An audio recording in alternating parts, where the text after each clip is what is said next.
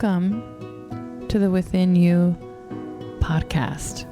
Here, together, we explore the unknown, a place that I like to call the liminal space, as you navigate between now and what's next. You're probably here because you're finding yourself in a transition.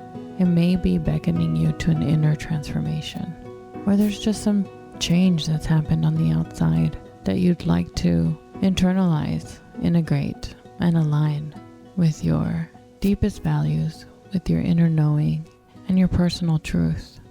And whether you are here for the first time or you are coming back, I'd like to welcome you. I'm Vivian. I call myself a wisdom teacher and a mindset mentor. I'm based right here in Fort Worth, Texas, and it is my honor and my privilege to serve as a guide, to walk alongside you as you move through this beautiful thing that we call life, living and change as we verb through our nouns.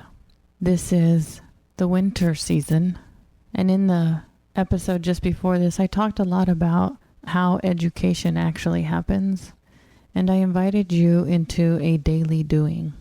I also reminded you that this is a season of grief, of mourning, of deep, deep rest. And in that episode and in this one, I want to encourage you not to give up. If you accepted my invitation to start your own personal practice, your own spiritual practice, your daily doing, and if something made you skip a day, this is where you begin again. Don't berate yourself. Don't shadow box yourself into guilt and shame. Just begin again. Just begin again and again and again. Like the way that you have hopefully seen a toddler learn how to walk. They fall. Most of the time they don't cry. They just get up again. It's part of the learning. This is a meta skill. We're learning how to change, learning how to transition. And this is why I've always, well, I can't say always, but in my own Catholic tradition, the season of Advent has really comforted me. It's really taught me how to do this. Advent in our tradition is a spiritual preparation. It actually means coming in Latin. And you must know that you don't have to be Catholic or even Christian to adopt this ritual as your own personal practice, because it helps prepare your heart for whatever is personally coming for you. The promise of Advent and the personal practice is what I did during my darkest time. And that was focus on the light coming again, to sit in the darkness as I watched the sky transition. It's a 2-minute ritual that you can adopt and begin your day with.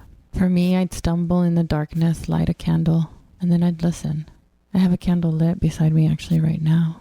It's become, I'd say, something that helps me ground myself, prepare my heart to listen.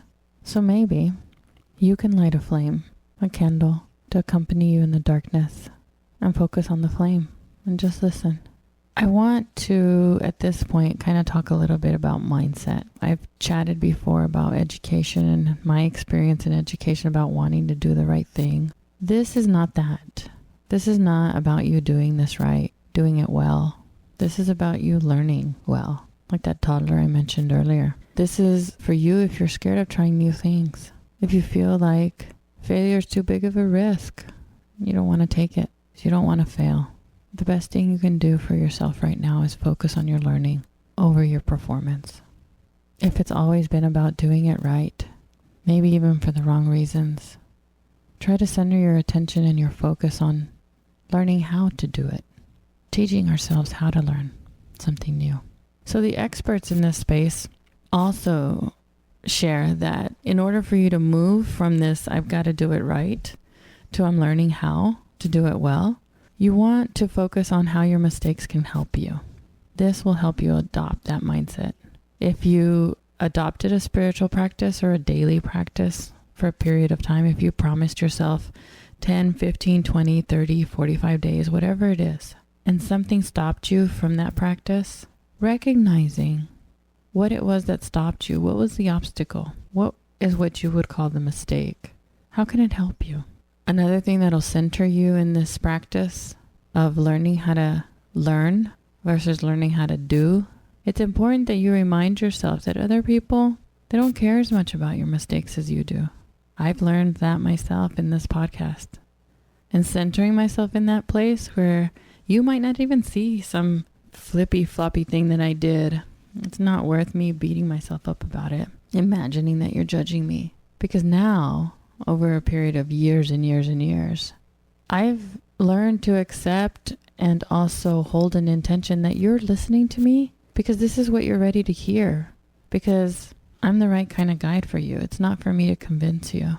It's not for me to talk you into this. You've already enrolled yourself. You've already signed up for this class. So I want to invite you to stop beating yourself up. It'll take some practice.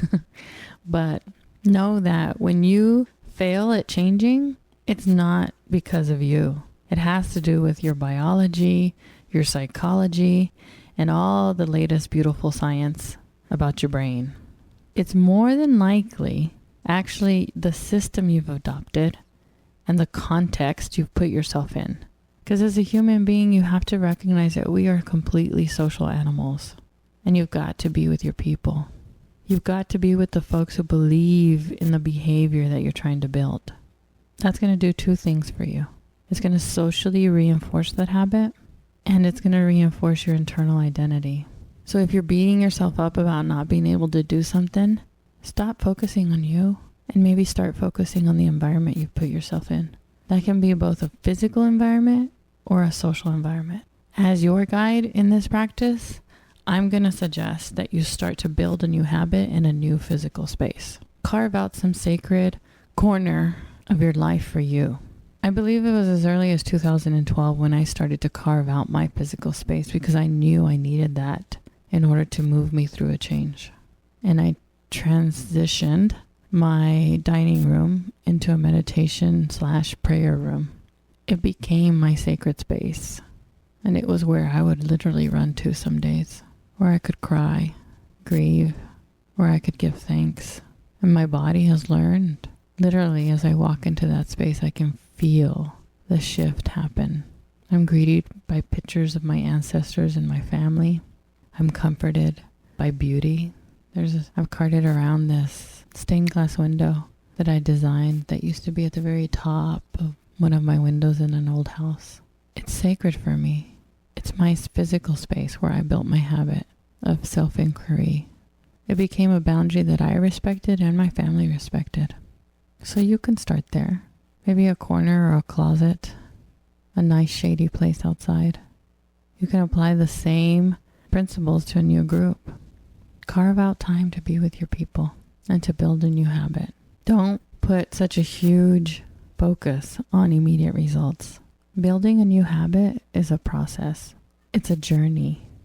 And there's so much value in the self-image that you're creating, that you're crafting, the direction that you're changing, and the faith, the belief muscle that you're building in yourself. So find your place and find your people, find your community. Because the truth is, if you're faced with a choice between having a habit you want and being alone, or having the wrong habit and being with a group of people, you're going to be wrong with the crowd instead of being right by yourself. Because we're social animals. We're social beings. That socialness isn't something that you can just disregard. It's a strong, strong pull. When I reflected on my transition, my transformation, and when I sort of had pulled myself up to at least my knees, when I wasn't any longer on the floor, I found a place for me to learn and grow. I learned some skills, some new tools in that space, but it was really for the community. I joined it because I realized it was a space and a structure, and I needed that in order to rebuild myself. Because I was lonely. I felt like I was all alone in the change that I was going through. So find your place, find your people, your person. We take learning journeys together within university every season. It's what inspired this whole series of episodes around the seasons, sort of layered on top of transformation, on top of the transitions that we move through. We are learning together, unfolding, evolving. So between now and when you find your people, you can focus on your repetition, focus on your daily practice. One of the things that I got stuck on when I was in this space was thinking that I was not disciplined enough, that I didn't have enough motivation. It was always some form of not being enough, not being able to control myself, not even being able to keep my own promises. But it's not about discipline or motivation. It's simply repetition. So please remember, if you get stuck, if something stops you, just begin again. I actually am going to share a link in the blog post to this podcast on viviancarrasco.com where you can take your own learning journey. I have one that's 40 days, one that's 12 weeks, and one that's 21 days by email. Let it start to establish a new environment. Let it sort of open your eyes to maybe a community that's right in front of you already, that you can deepen into, that you can show up more at, be more of who you are and who you're becoming. And be patient with yourself, because this type of transformation is slow and there is no end. You don't get to check this off your to-do list. It's a doing list, and you do it every day. But what you will be able to do is look back 3 months, 6 months, a year, 10 years from now and see how much has changed, how much progress there's been. So in the winter, in this season, I want to go back to what I focused on in the beginning. This is when you grieve. This is when you mourn. This is the period of deep rest. And if you don't do anything that I've suggested, the only thing I wish for you is that you don't give up. Just begin again and again. It's a season of death and grief, and this grief is real. You're going to feel it deep in your bones, releasing an identity, shifting the noun of who you are, realizing that things you thought you were are starting to disappear. It breaks you down, and that death has to happen in order for you to give birth to the new. Don't give up. Just begin again. Because what you're moving towards is more peace, more groundedness, forgiving yourself, turning towards yourself. And by turning towards yourself, you're able to serve others well, better, more. Whether that's a team in a work environment, or your family, or your friends, or it's deepening your art, whatever your service is, you're becoming. Thank you for joining me in this episode of Within You. I'd love for you to take a next step with me, whether you prefer a more one-to-one focused conversation, or you'd like to join us in our little community that I call Within University. We'll take learning journeys together. The thing that I love most about it is that there's a shared discovery. We explore together. We each unfold in our own way.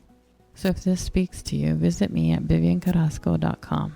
And the learning journeys that I mentioned earlier in the podcast, where you can choose your own adventure, where you can maybe begin your own inner exploration, your personal journey, viviancarrasco/start-here is where I put those. Bump along the interwebs, find me there, connect with me, and let me know how I can help guide you. Thanks for listening.